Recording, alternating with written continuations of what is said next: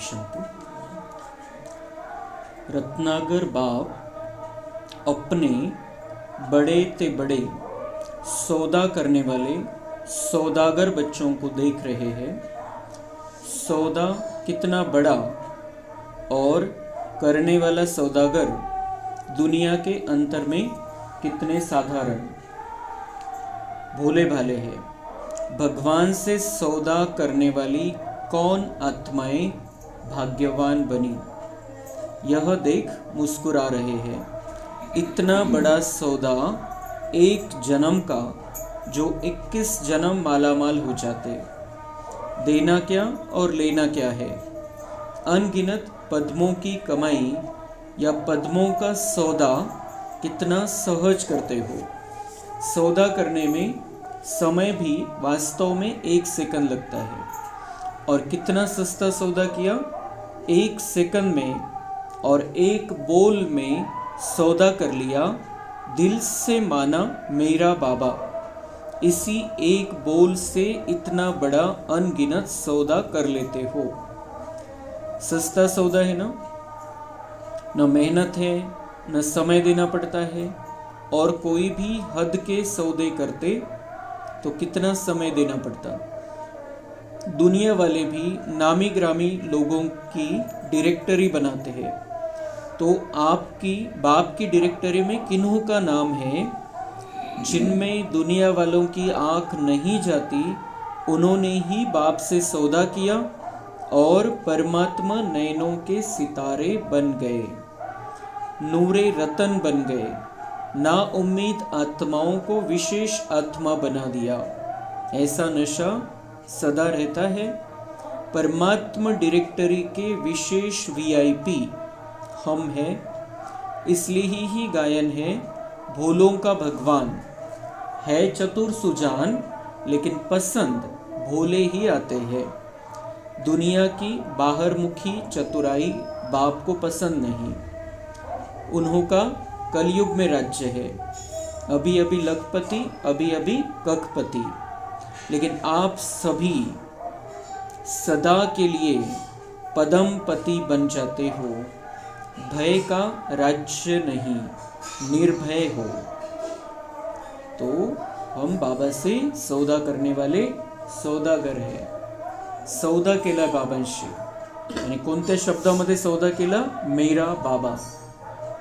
हमने बाबा को मेरा बना लिया और बाबा के खजानों के मालिक बन गए।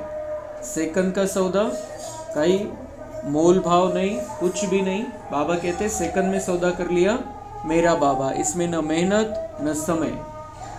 और बाबा कह रहे हैं कि जो दुनिया में VIP है, दुनिया में जो पद पोजीशन वाले हैं, पैसे वाले हैं, बाबा कहते वो नहीं करते सौदा। ज्यांना त्या पदाचा पैशाचा अहंकार है, ते सौदा नहीं करत। बाबा को पसंद करने वाले या बाबा जिनको पसंद करता है वो भोले बच्चे होते हैं दुनिया वालों के हिसाब से। इसलिए हम बाबा को अंदर से जानने वाले, दिल से जानने वाली महान आत्माएं हैं। बाबा म्हणतात दुनियावाले पुस्तक काढतात, डिरेक्टरी बनवतात, ज्याच्यामध्ये सगळ्या महत्त्वाच्या व्यक्तींचे नंबर असतात, त्यांचं नाव असतं, काय करतात ते असतं। मोठ्या VIP लोकांची लिस्ट बनवली जाते। तर बाबा म्हणतात ते दुनियावाल्यांची लिस्ट आहे, दुनियावाल्यांचं पुस्तक आहे, दुनियावाल्यांची डिरेक्टरी आहे, पण माझ्या डिरेक्टरीमध्ये तुमचं नाव आहे। बाबांची जी लिस्ट आहे, बाबांकडे जी लिस्ट है महान आत्म्यांची, त्याच्यामध्ये आपलं नाव है। तो किस आधार से बाबा ने उस डायरेक्टरी में हमारा नाम ले लिया है?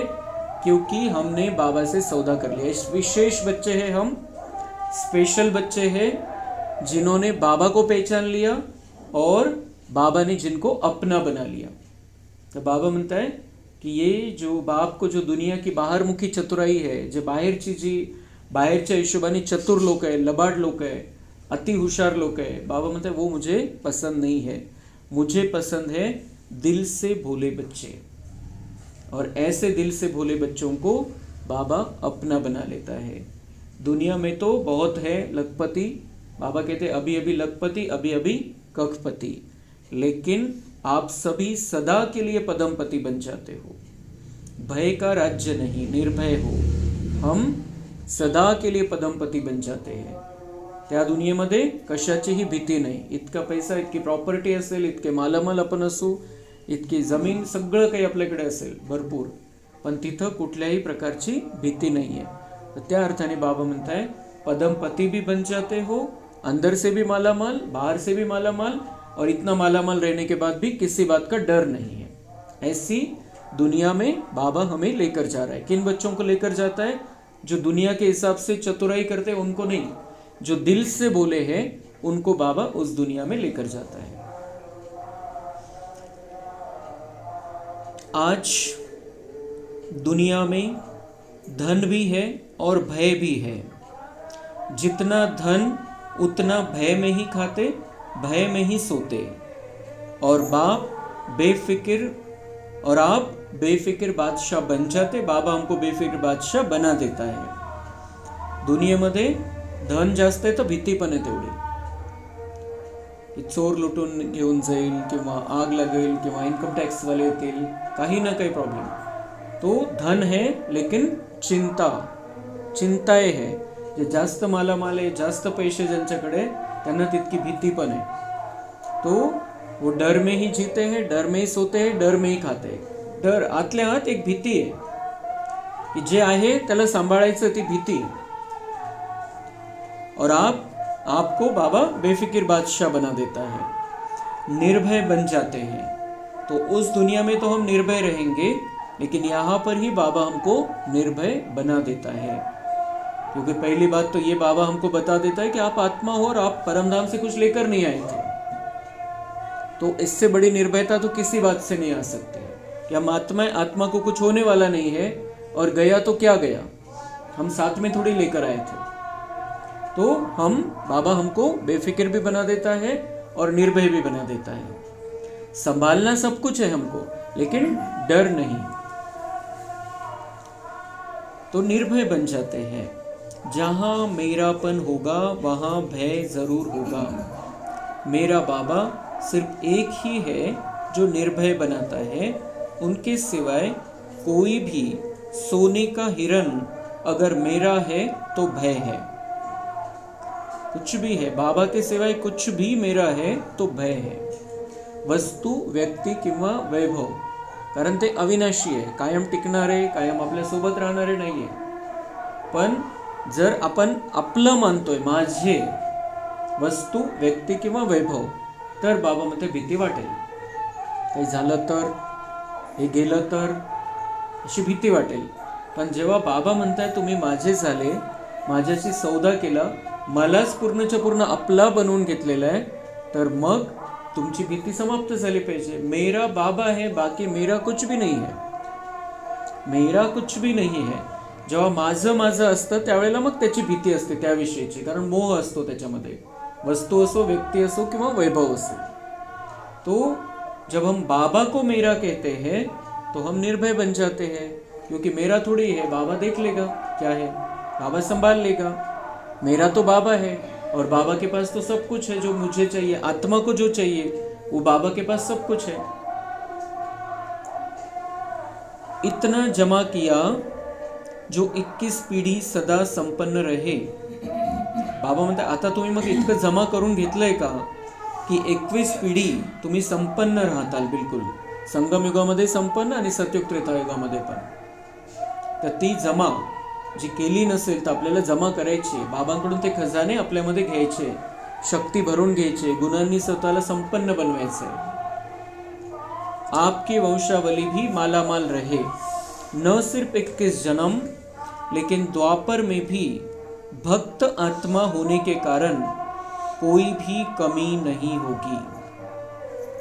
तो आपकी वंशावली भी मालामाल रहे. बाबा म्हणतात तुमची जी वंशावली आहे, जे काही सत्ययुग, त्रेता, द्वापर, कलियुगामध्ये राहतील ते पण मालामाल राहिले पाहिजे. असं तुम्ही भाग्य बनवा स्वतःचं. म्हणजे सगळे क्वालिटीवाले आत्मे तुमच्या कॉन्टॅक्टमध्ये, तुमच्या नात्यामध्ये आले पाहिजे. सिर्फ 21 जन्म, न सिर्फ 21 जन्म, लेकिन द्वापर में भी भक्त आत्मा होने के कारण कोई भी कमी नहीं होगी. इतना धन द्वापर में भी रहता है जो दान पुण्य अच्छी तरह से कर सकते हो. कलयुग के अंत में भी देखो, अंतिम जन्म में भिकारी तो नहीं बने ना. बाबा म्हणतात भिकारी तर नाही बनले तुम्ही अंतिम जन्मामध्ये. मागून थोडी खावं लागतं आपल्याला कि कोई ये दे दे वो दे दे फिर मेरा पेट भरेगा. मागून तो खावा लागत नहीं, मागावा नहीं लागत. तो भिकारी तो नहीं बने अंत जन्म में हम. कोई भी भिकारी बाबा का बच्चा है ही नहीं दुनिया में. तो कलियुग के अंत में भी देखो बाबा म्हणतात या जन्म म्हणजे तुम्ही असं भाग्य बनवलेलं आहे की तुम्ही या जन्मात भिकारी नाही बनले. या जन्मात सुद्धा, शेवटच्या जन्मात सुद्धा दाल रोटी खाने वाले बने ना. काला धन नहीं है लेकिन दाल रोटी तो है ना.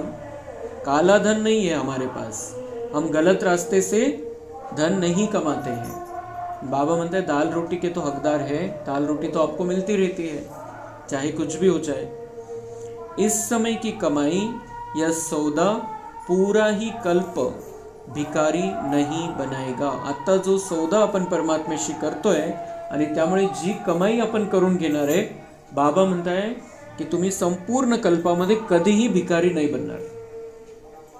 कधीही भिकारी नाही बनणार. सत्युग त्रेतामध्ये आपण देवता स्थितीमध्ये, नंतर मग द्वापर कलियुगामध्ये आपण भक्त जरी आहे पण आपल्याला बाहेर भीक मागायची गरज नाही. त्या मूर्तीकडे मंदिरामध्ये जाऊन आपण ते मागतो बाबांकडून किंवा त्या अर्थाने ती मूर्तीला परमेश्वर समजून.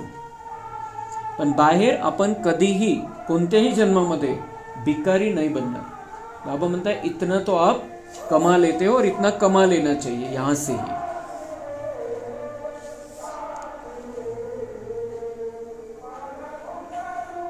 बाप को पहचाना और बाप ने जो भी है जैसे भी है पसंद कर लिया, क्योंकि दिलाराम को पसंद है सच्चे दिल वाले.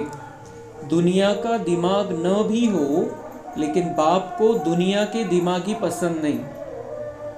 दुनियामध्ये जे डोक्यावाले बाबामध्ये खूप बुद्धिमान आहे आणि बस त्या ज्ञानाच्या आधाराने बाबांना समजण्याचा ओळखण्याचा प्रयत्न करतात, परमेश्वराला शोधताय किंवा त्यांची बुद्धी लावताय दुनियेमध्ये. बाबा म्हणते वो मुझे पसंद नहीं. दिलाराम है बाबा और दिलाराम को सच्चे दिल वाले पसंद है. म्हणजे बाबांना भावना पाहिजे. आपण ज्ञानाच्या आधाराने बाबांना समजून घेतलं पण नंतर बाबांवरती आपली जी प्रेमाची भावना ती निर्माण झाली पाहिजे. तो दिल वाला बन जाना है. हम दिमाग से तो कोर्स कर लेते हैं लेकिन बाद में दिल वाले बच्चे बाबा को पसंद है. जो ज़्यादा दिमाग लगाते हैं, अपने को ज़्यादा होशियार समझते हैं, बाबा को ऐसे बच्चे पसंद नहीं है. दिल वाले पसंद है, दिमाग तो बाप, बहुत बड़ी बात बाबा कह रहा है, दिल वाले बच्चे बाबा को पसंद है. दिमाग तो बाप इतना बड़ा दे देता है जिससे रचयिता को जानने से रचना के आदि मध्य अंत की सब बातों को जान लेते हो. बाबा म्हणता है मुझे दिल वाले पसंद है, आपके पास दुनिया वालों जैसा दिमाग नहीं चाहिए मुझे. दिमाग तो बाप इतना बड़ा दे देता है, म्हणजे इतकी मोठी बुद्धी देतो बाबा आपल्याला की आपण सृष्टीचं सगळं रहस्य जाणून घेतो बाबांकडून. कोणतंच रहस्य असं नाही राहत की जे आपल्याला माहिती नाही. इतके रहस्य बाबा म्हणता है तो दिमाग कितना बड़ा दे दिया मैंने, बुद्धि कितनी दे देता हूँ, लेकिन किनको देता हूँ? जो दिल वाले हैं, जो दिमाग से ज्ञान, सिर्फ ज्ञान के आधार से बाबा से कनेक्ट होना चाहते हैं या बाबा के बनकर रहते हैं, उनको नहीं देता हूँ. उनको तो बस त्यांना फक्त बातमी मिळेल, सूचना मिळेल, पण ते मध्ये ॲक्टिवेट होणार नाही, मध्ये ते काम नहीं करणार जाऊन. लेकिन जो दिल वाले बच्चे हैं उनको ये सारी बातें जो बाबा समझाता है वो दिल से लगती है और उस हिसाब से वो अपना भाग्य बना लेते हैं. तो बाबा कहते हैं मैं जो दिल वाले बच्चों को पसंद करता हूँ और जो दिल वाले बच्चे हैं उनको मैं बुद्धिवान बना देता हूँ, क्योंकि बुद्धिवानों की बुद्धि है और हम उससे जुड़ जाते हैं तो वो अपनी बुद्धि हमें ट्रांसफ़र कर देता है. तो हम बाबा कहते हैं, इसलिए बाबा कहता है कि मैं दिमाग आपका बहुत बड़ा कर देता हूँ. दुनिया वालों को समझते बहुत होशियार है, बहुत बुद्धिमान है, लेकिन मेरे बच्चे, बाबा कहता है कि उनका दिमाग बहुत स्वच्छ, शुद्ध, दिव्य, श्रेष्ठ में बना देता हूँ. म्हणजे इतकं हुशार करून टाकतो बाबा आपल्याला. दुनियातल्यासारखी हुशारी नसेल, कॉलेज शाळेतली ते पुस्तकांची ती हुशारी नसेल, पण हे आपल्याला दुनियेतलं सगळं रहस्य माहिती आहे. आपल्याला बाबा कोण आहे हे माहिती आहे, आपल्याला देवता कोण आहे हे माहिती आहे. या सृष्टीमध्ये आता कोणता काळ चाललेला हे माहिती है, आता विनाश होऊन सतयुग येणार है हे माहिती है। ये दुनिया वालों के दिमाग में थोड़ी पहुंची ये बात, वो दिमाग वाले हैं, लेकिन हम दिल वाले बच्चे हैं, तो हमने बाबा का ये ज्ञान अंदर ही अंदर समझ लिया है और उस आधार से हम अपने जीवन को आगे बढ़ा रहे हैं।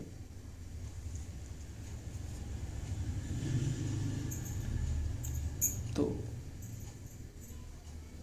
इसलिए बाप दादा पसंद करते हैं दिल को। नंबर भी बनते हैं सच्ची साफ दिल के आधार से, सेवा के आधार से नहीं।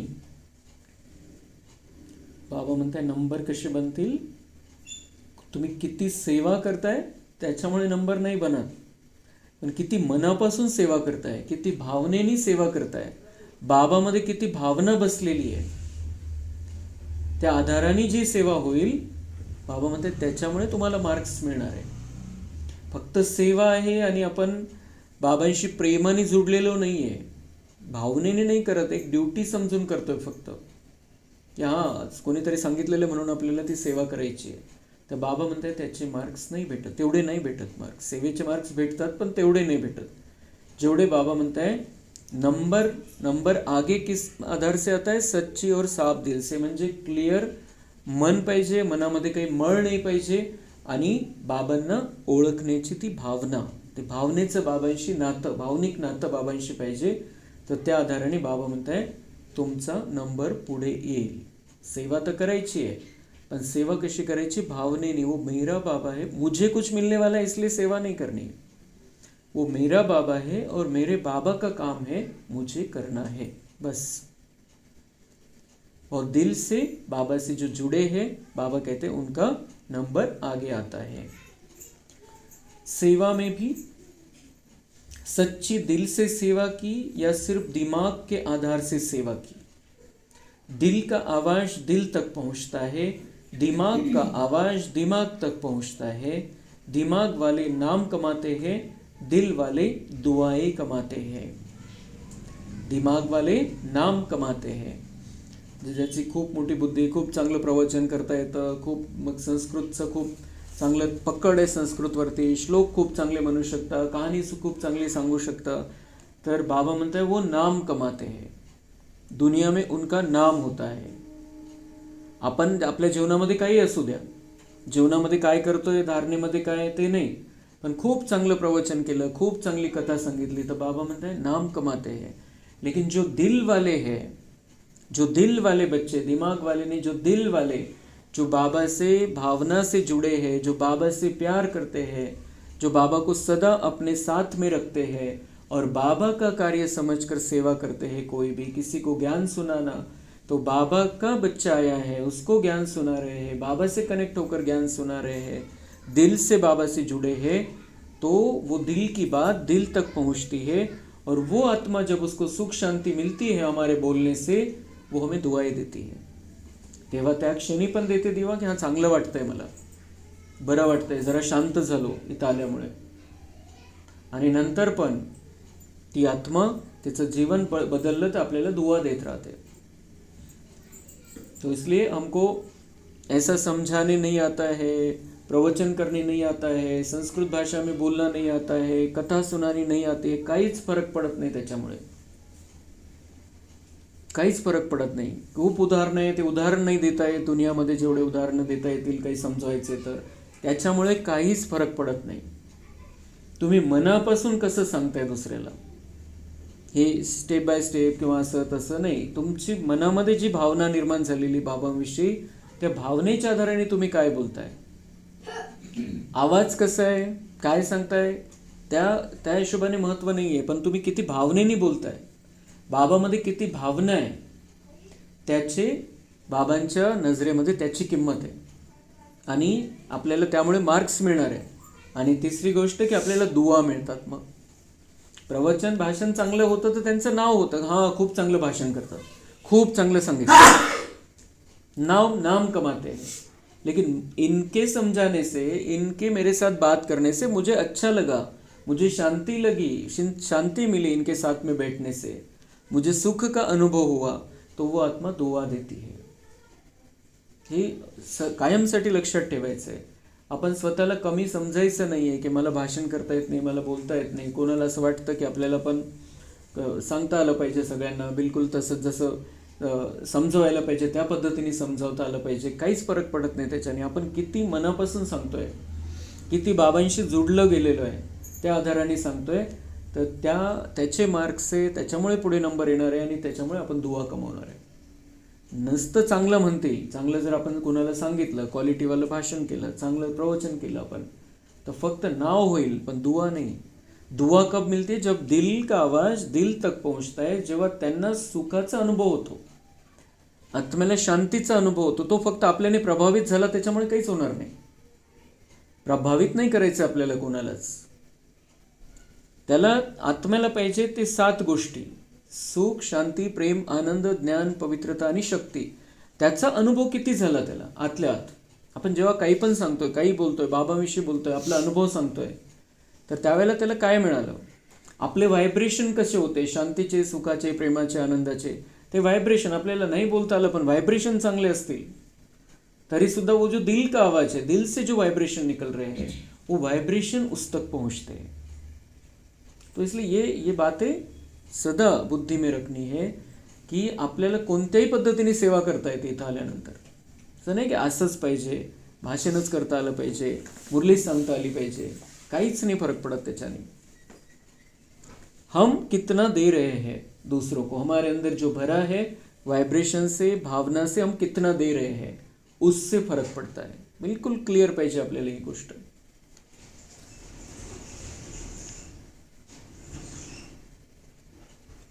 फिर 1886च्या मुरलीमध्ये बाबांनी सांगितलं आहे, 1983 मध्ये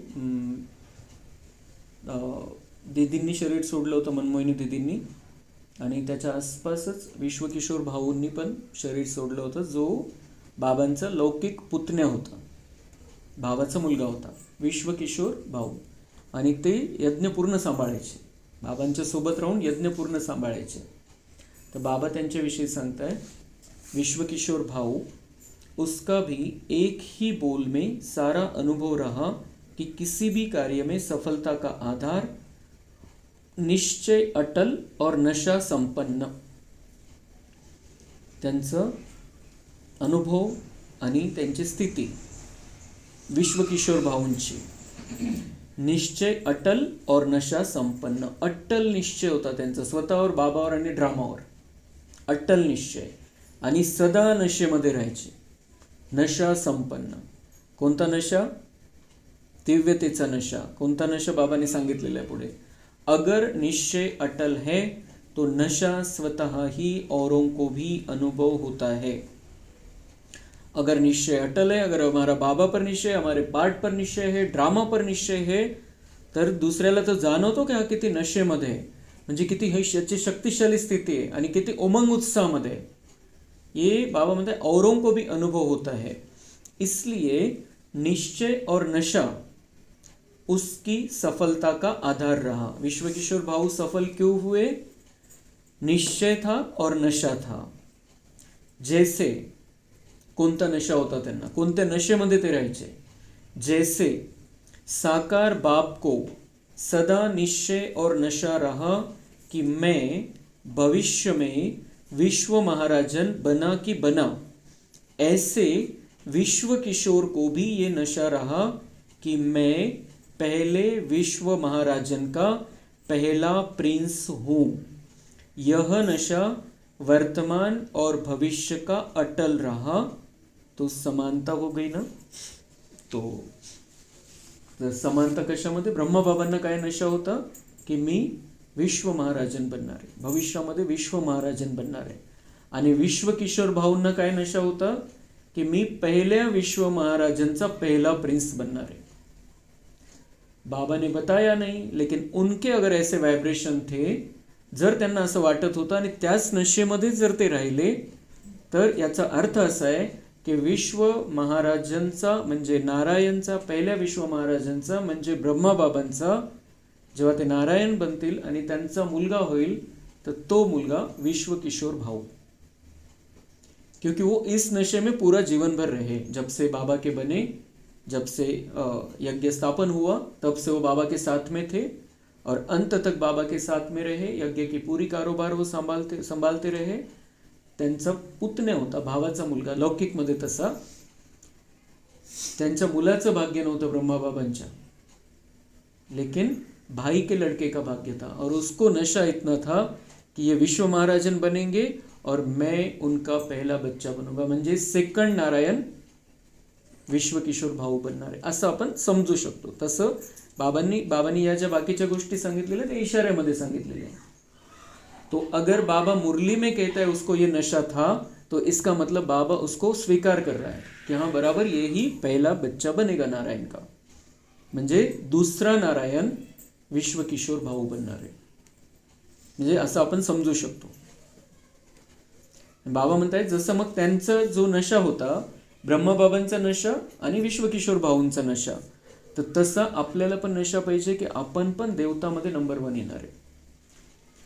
निश्चय आणि नशा, त्यांना निश्चय होता आणि नशा होता, त्यांनी तो नशा आपल्यासाठी बनवला की मला पहिल्या गद्दीवर बसायचे नारायणच्या, त्यांची गादी रिकामी होईल, म्हणजे ते माझ्याकडे राज्य सोपवतील, मी त्यांचा पहिला बच्चा बनणार आहे। तो ऐसा हम अपने लिए भी कुछ चुन सकते हैं, आणि नाहीच काही तर आपण पहिल्या नंबरमध्ये येणार आहे, 108 मध्ये यायचं आहे, 16108 मध्ये येणार आहे, राजघराण्यामध्ये येणारी मी आत्मा आहे, पहिल्या नारायणच्या राजघराण्यामध्ये, त्याच्या नातेवाईकामध्ये माझा नंबर लागेल जवळच्या, असं काही पण नशा आपण घेऊ शकतो।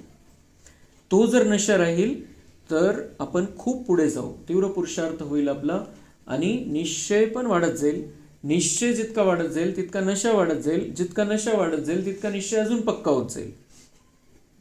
तो जैसे बाबा ये समझा रहे हैं कि ब्रह्मा भी इस नशे के आधार से आगे बढ़ा, विश्व किशोर भाऊ भी इसी नशे के आधार से आगे बढ़ा, आप भी ऐसे ही आगे बढ़ो। फिर बड़ी दीदी म्हणजे दीदी मनमोहिनी, त्यांनी 1983 मध्ये शरीर सोडलं होतं। तर त्यांच्याविषयी बाबा म्हणतात, जो बहुत काल के सहयोगी बच्चे रहे हुए हैं, एक बाप दूसरा न कोई, इस मेन सब्जेक्ट में पास रहे हैं, ऐसे एक अनुभव करने वालों को बाप विशेष एक ऐसे समय सहयोग जरूर देता है। म्हणजे ज्यांनी सुरुवातीपासून बाबांच्या कार्यामध्ये संपूर्णपणे समर्पण केलेलं आहे, तन मन धनासे सगळं काही बाबांचं, एक बाबा त्यांच्या बुद्धीमध्ये, तर बाबा म्हणताय की त्यांना विशेष वेळेला माझा विशेष सहयोग प्राप्त होतो। म्हणजे लास्टला थोडंफार कर्मभोग जरी राहिला असेल तरी तो बाबा सहयोग देऊन तो चुकतू करून देतो। कधी म्हणजे हे मनमोहिनी दिदींच्या बाबतीत सांगताय की त्यावेळेला बाबांनी सहारा दिला आणि त्यांचा कर्मभोग चुकतू झाला, जो काही व्हायचा होता। 1983 मध्ये दीदींनी शरीर सोडलं होतं, तर त्यावेळेला बाबांना विचारलं होतं आणि बाबांनी सांगितलं होतं ऑपरेशन करायला, तर ऑपरेशन नंतर मग दीदींनी शरीर सोडलं होतं। तर त्यावेळेला बाबा आले होते आणि बाबांनी सांगितलं होतं की ये जो था ड्रामा में, इसके पीछे भी कोई राज है, इसमें इस आत्मा का कुछ हिसाब था, वो चुकतू होना था, वो चुकतू हो गया, आत्मा संपन्न बन गई। आणि डॉक्टर भगवतींनी ते ऑपरेशन केलं होतं।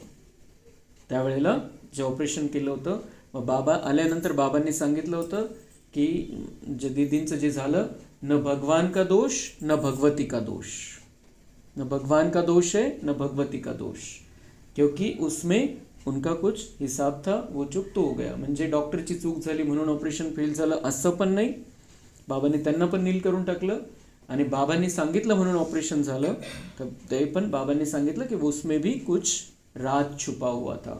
तर बाबा ते सांगताय की विशेष समय पर सहयोग बाबा जरूर देता है। ते जरी तसं झालं पण त्यावेळेला बाबांनी त्यांना सहयोग देऊन त्यांचा कर्मभोग चुकतू करून घेतला, जो काही राहिला होता। कारण त्यांचं असं आहे की त्यांना दीदी मनमोहिनींना असं आहे, बाबांनी इशाऱ्यामध्ये सांगितलेलं की ती श्रीकृष्णाची माता बनणार आहे। श्रीकृष्णाचा पहिला जो ब्रह्माबाबांचा जन्म होईल तर त्यांची माता बनणार आहे, त्याला जन्म देणार आहे दीदी मनमोहिनी। तो म्हणजे किती नशा आला पाहिजे आपल्याला की दुनियावाले काय करताय, दुनियावाले ईश्वर कोण आहे हेच त्यांना माहिती नाही, स्वतः कोण आहे हेच माहिती नाही, ईश्वराला शोधत फिरताय.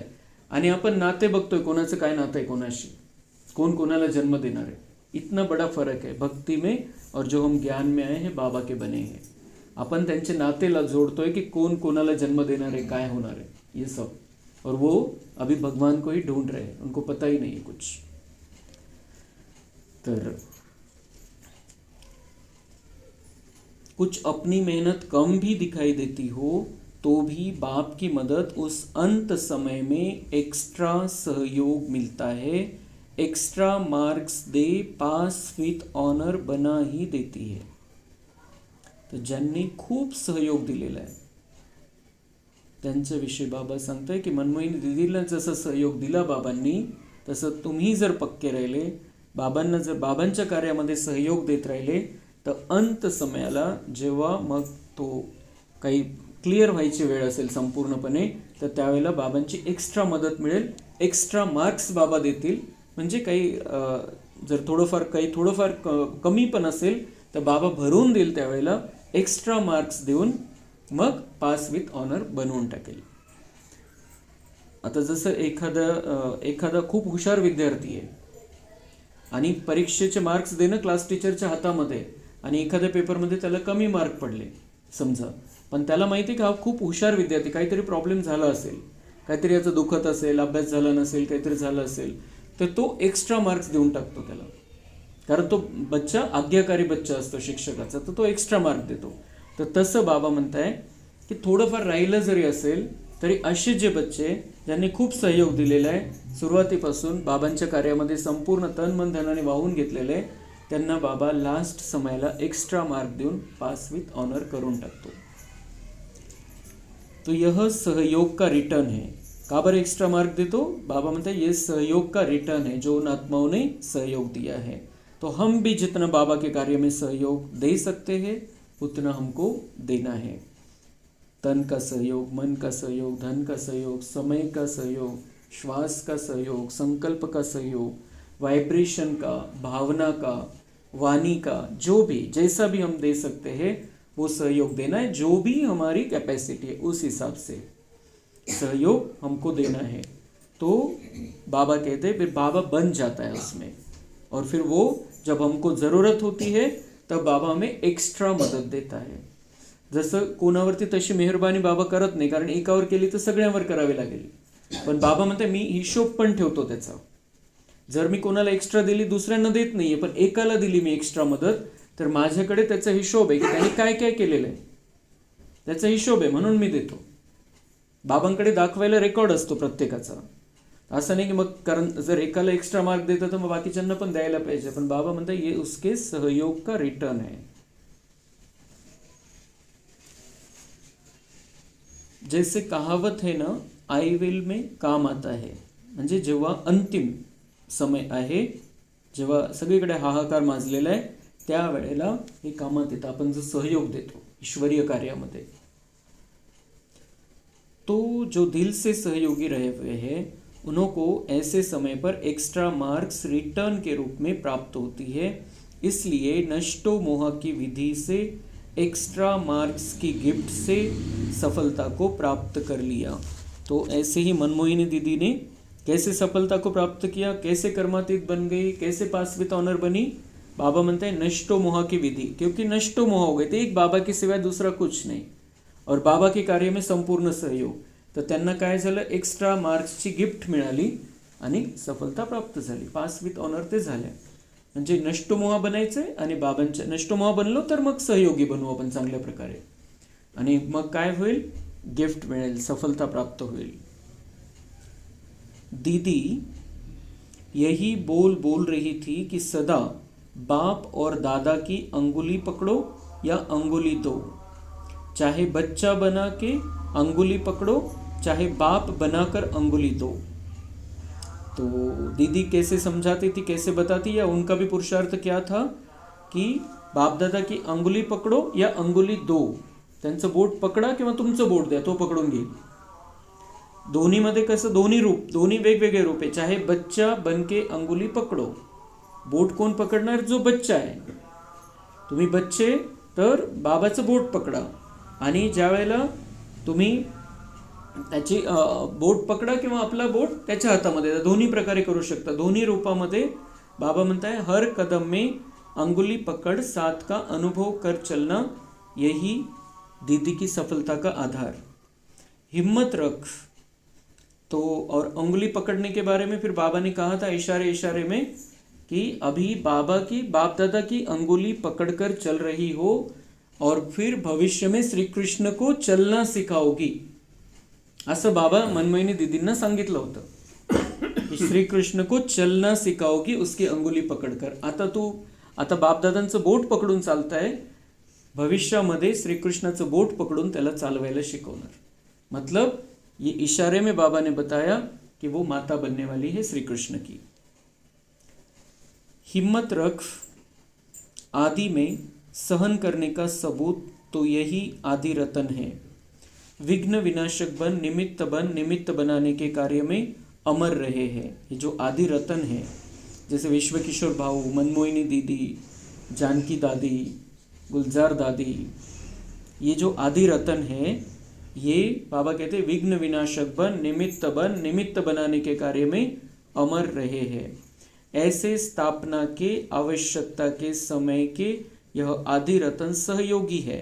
इसलिए ऐसे निमित्त बनने वाली आत्माओं को आई वेल पर सहयोगी बनाने वाली आत्माओं के ऐसी कोई भी मुश्किल की बेला आती है तो बाप दादा भी उन्हें उसका रिटर्न देता है.